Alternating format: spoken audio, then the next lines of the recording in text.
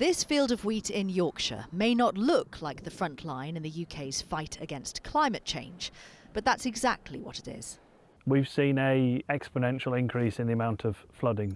I mean, where we're stood here, we'd be underwater in February this year, last year and the year before.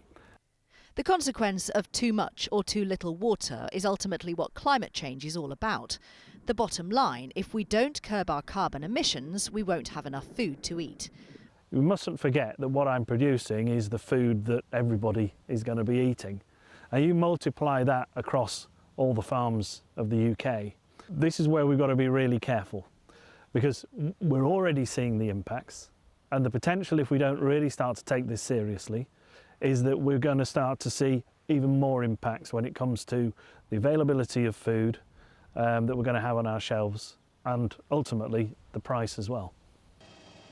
So with this summer's record-breaking heatwave also still fresh in everyone's minds, how much progress has the government made on reducing the UK's greenhouse gas emissions in 3 key areas?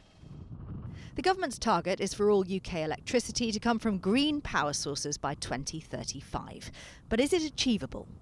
It's got some really good targets, so that's great. But what we need now is to actually see that build out of wind and solar power as well. They will bring down bills, they are cheaper to run, and they make us less reliant on imported fuels. 14% of the UK's greenhouse gas emissions come from housing.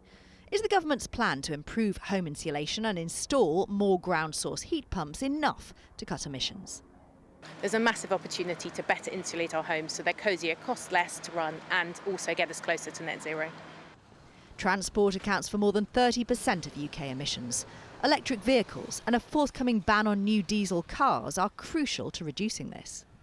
It's great to see electric car sales going up, but we want government to back that up and provide a guarantee that we will meet the target in 2030 of ending conventional petrol and diesel car sales. Back on the farm, agriculture itself hopes to reach net zero greenhouse gases by 2040.